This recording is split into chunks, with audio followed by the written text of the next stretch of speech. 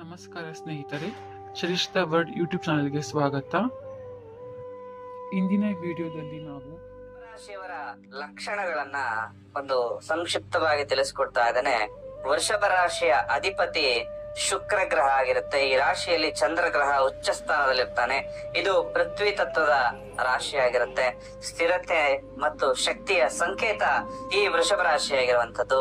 ತಾಳ್ಮೆ ಇರುತ್ತೆ. ಯಾವುದೇ ಕೆಲಸ ಮಾಡೋದಾದ್ರೂ ಕೂಡ ತಾಳ್ಮೆಯಿಂದ ಕೆಲಸ ಮಾಡ್ತಾರೆ. ಸೌಮ್ಯತೆ ಅಂತಕ್ಕಂಥದ್ದು ಇವರಲ್ಲಿ ಹೆಚ್ಚಾಗಿರುತ್ತೆ. ದೃಢ ನಿರ್ಧಾರವನ್ನ ತೆಗೆದುಕೊಳ್ತಾರೆ. ಆ ದೃಢ ನಿರ್ಧಾರವನ್ನ ತೆಗೆದುಕೊಂಡು ಆ ಕೆಲಸ ಕಾರ್ಯಗಳನ್ನ ಸಂಪೂರ್ಣ ಮಾಡ್ತಾರೆ ಇವರು. ಹಾಗೆ ಒಮ್ಮೆ ನಿರ್ಧರಿಸಿದ್ರೆ ಎಷ್ಟೇ ಕಷ್ಟ ಬಂದ್ರು ಕೂಡ ಆ ಕೆಲಸವನ್ನ ಸಂಪೂರ್ಣ ಮಾಡ್ತಕ್ಕಂಥವ್ರು. ಹಾಗೆ ನಾನು ಆಗ್ಲೇ ಹೇಳಿದೆ, ತಾಳ್ಮೆ ಇರುತ್ತೆ ಅಂತ ಹೇಳಿ. ನೀವು ಎಷ್ಟೇ ಅವರ ಪರೀಕ್ಷೆ ಮಾಡಿದ್ರು ಕೂಡ ತಾಳ್ಮೆಯಿಂದಲೇ ಉತ್ತರವನ್ನ ಕೊಡ್ತಾರೆ. ಆದ್ರೆ ಆ ತಾಳ್ಮೆಗೆ ಒಂದು ಕಟ್ಟೆ ಅಂತ ಇದೆ. ಆ ಕಟ್ಟೆಯನ್ನ ಒಡೆದು ಬಿಟ್ರೆ ಅವರನ್ನ ಹಿಡಿಯೋದಕ್ಕೆ ಯಾರಿಂದ ಕೂಡ ಸಾಧ್ಯ ಆಗೋದಿಲ್ಲ. ಯಾಕಂದ್ರೆ ಹಸುವನ್ನ ನಾವು ನೋಡ್ತಾ ಇರ್ತೇವೆ, ಅದು ಬಹಳ ಶಾಂತವಾದಂತಹ ಜೀವಿ. ಅದು ಯಾವಾಗ ಅದಕ್ಕೆ ಸಿಟ್ಟು ಬರುತ್ತೋ ಆಗ ಅದನ್ನು ಯಾರಿಂದ ಕೂಡ ಹಿಡಿಯೋದಕ್ಕೆ ಸಾಧ್ಯ ಇಲ್ಲ. ಅದೇ ರೀತಿಯಲ್ಲಿ ಖಂಡಿತವಾಗ್ಲೂ ಕೂಡ ವೃಷಭ ರಾಶಿ ಇರುತ್ತಾರೆ. ಕಲೆ, ಸೌಂದರ್ಯ ಅಂತಕ್ಕಂಥದ್ದು ಬಹಳ ಇಷ್ಟ ಆಗ್ತಾ ಇರ್ತಾರೆ. ಬಹಳಷ್ಟು ಜನ ಒಂದು ಮೀಡಿಯಾ ಕ್ಷೇತ್ರದಲ್ಲೂ ಕೂಡ ಕೆಲಸವನ್ನ ಮಾಡ್ತಾ ಇರ್ತಾರೆ.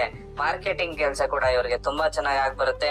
ಕೆಲವೊಬ್ರು ಮಾತಾಡೋದನ್ನೇ ಬಂಡವಾಳ ಮಾಡ್ಕೊಂಡ್ರೆ, ಇನ್ನು ಕೆಲವರು ಮಾತಾಡೋದಕ್ಕೆ ಬಹಳ ಕಷ್ಟ ಪಡ್ತಾ ಇರ್ತಾರೆ. ಹಾಗೆ ಪ್ರಾಯೋಗಿಕ ಆಲೋಚನೆ ಅಂತಕ್ಕಂಥದ್ದು ಇವರಲ್ಲಿ ಇರುವಂತದ್ದು. ಅಂದ್ರೆ ರಿಸರ್ಚ್ ಮೈಂಡ್ ಸೆಟ್ ಇರುತ್ತೆ. ಖಂಡಿತವಾಗ್ಲೂ ಹೊಸತನ್ನ ಹುಡುಕ್ಬೇಕು, ಹೊಸತನ್ನ ಮಾಡಬೇಕು ಅಂತವ್ರು ಆಗಿರ್ತಾರೆ. ಇವರಿಗೆ ಇಂತಹ ವಿಚಾರದಲ್ಲಿ ಆಸಕ್ತಿ ಹೆಚ್ಚಾಗಿರುತ್ತೆ. ಜೊತೆಯಲ್ಲಿ ಈ 3 ವಿಚಾರಗಳನ್ನ ನಾನು ತಿಳಿಸ್ಕೊಡ್ತಾ ಇದ್ದೇನೆ. ಇದನ್ನ ನೀವು ಬಹಳ ಎಚ್ಚರಿಕೆಯಿಂದ ಈ ವೃಷಭ ರಾಶಿಯವರು ಪಾಲನೆ ಮಾಡ್ಬೇಕಾಗತ್ತೆ. ಈ ಒಂದು ವಿಚಾರ ಏನಪ್ಪಾ ಅಂತಂದ್ರೆ, ಯಾವುದೇ ಕಾರಣಕ್ಕೂ ಕೂಡ ನಿರಾಶರಾಗಬೇಡಿ, ಹತಾಶರಾಗಬೇಡಿ ಅಂತಕ್ಕಂಥದ್ದು.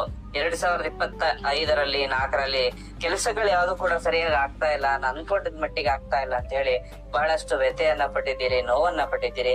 2026ರಲ್ಲಿ ಆಗ್ತಾ ಇಲ್ಲ ಅಂತ ಹೇಳಿ ಹತಾಶೆಯಿಂದ ಕೆಲಸ ಕಾರ್ಯಗಳನ್ನ ಹಾಳು ಮಾಡಿಕೊಳ್ಳೋದಕ್ಕೆ ಹೋಗ್ಬೇಡಿ. ನಿಮ್ಮ ಕೆಲಸಗಳು ವಿಳಂಬ ಆಗ್ಬೋದು, ಆದ್ರೂ ಕೂಡ ನಿಮ್ಮ ಕೆಲಸಗಳು ನಿರೀಕ್ಷಿತ ವೇಗದಲ್ಲಿ ಆಗದೆ ಇರಬಹುದು, ಆದ್ರೂ ಕೂಡ ನಿಮ್ಮ ಕೆಲಸಗಳು 100% ಆಗೇ ಆಗುತ್ತೆ. ಅಂತಹ ಸಮಯದಲ್ಲಿ ತಾಳ್ಮೆಯನ್ನ ಕಳ್ಕೊಂಡು ನೀವು ನಷ್ಟದ ದಾರಿಯಲ್ಲಿ ಹೋಗ್ತಕ್ಕಂಥದ್ದು ಬಹಳ ತಪ್ಪಾಗತ್ತೆ. ಯಾವುದೇ ಕೆಲಸವನ್ನ ಕೂಡ ಅರ್ಧಕ್ಕೆ ಬಿಡಬೇಡಿ. ಹಾಗೆ ಆರಂಭದಲ್ಲಿ ಕಷ್ಟ ಬಂದ್ರೂ ಕೂಡ ನಂತರದಲ್ಲಿ ನಿಮಗೆ ಸುಖವಾದಂತಹ ದಿನಗಳು ಕೂಡ 100% ಬರುತ್ತೆ ಅಂತಕ್ಕಂಥ ಮಾತನ್ನ ಈ ಸಂದರ್ಭದಲ್ಲಿ ಹೇಳ್ತೇನೆ. ಹಠಮಾರಿತನ ಅಂತಕ್ಕಂಥದ್ದು ನಿಮ್ಮಲ್ಲಿ ಹೆಚ್ಚಾಗಿರುತ್ತೆ. ಆದ್ರೂ ಯಾವಾಗ ನೀವು ಹಠ ಮಾಡಬೇಕು ಅಂದ್ರೆ, ಆಗ್ತಾ ಇಲ್ಲ, ಕೆಲಸ ಆಗ್ತಾ ಇಲ್ಲ ಅಂದ್ರೆ ಹಠ ಮಾಡಿ ಅದನ್ನ ಪಡ್ಕೊಳ್ಬೇಕು. ಅದು ಬಿಟ್ಟು ಯಾವ್ದೋ ಒಂದು ನಿಮ್ಮ ಒಂದು ಎಲ್ಲೋ ಹೋಗ್ಬೇಕು ಅಂತ ಹೇಳಿ ಆ ರೀತಿಯಾಗಿ ಹಠ ಮಾಡ್ತಕ್ಕಂಥದ್ದು, ನಿಮ್ಮ ಕೆಲಸ ಆಗ್ಬೇಕು, ನಾನು ಹೇಳಿದ್ದೇ ಆಗ್ಬೇಕು ಅಂತ ಹೇಳಿ ಆ ರೀತಿ ಹಠ ಮಾಡಿ ಕೂತಾಗ ನಿಮಗೆ ಕಷ್ಟಗಳಂತಕ್ಕಂಥದ್ದು ಬೆಂಬಿಡದೆ ಬರುವಂತಹ ಲಕ್ಷಣಗಳು ಕೂಡ ಬರುತ್ತೆ. ಯಾವುದೇ ಕೆಲಸವನ್ನ ನೀವು ಅರ್ಧಕ್ಕೆ ಬಿಡುವಂತವರಲ್ಲ. ಆದ್ರೂ ಕೂಡ ಈ ಮಾತನ್ನ ಹೇಳ್ತೇನೆ, ಕಷ್ಟ ಅಂತ ಬಂದಾಗ ಅರ್ಧಕ್ಕೆ ಬಿಡೋದಕ್ಕೆ ಹೋಗ್ಬೇಡಿ. ನನ್ನದೇ ಸರಿ ಅಂತ ಹೇಳಿ ವಾದ ಮಾಡ್ಬೇಡಿ. ಇನ್ನೊಬ್ಬರ ಮಾತನ್ನ ಕೂಡ ಕೇಳಿ ಅವರ ಮಾತಿಗೂ ಕೂಡ ನೀವು ಮೌಲ್ಯವನ್ನ ಕೊಟ್ಟಾಗ ಜೀವನದಲ್ಲಿ ನೆಮ್ಮದಿಯಿಂದ ಇರಬಹುದು ಅಂತಕ್ಕಂಥ ಮಾತನ್ನ ಹೇಳ್ತೇನೆ.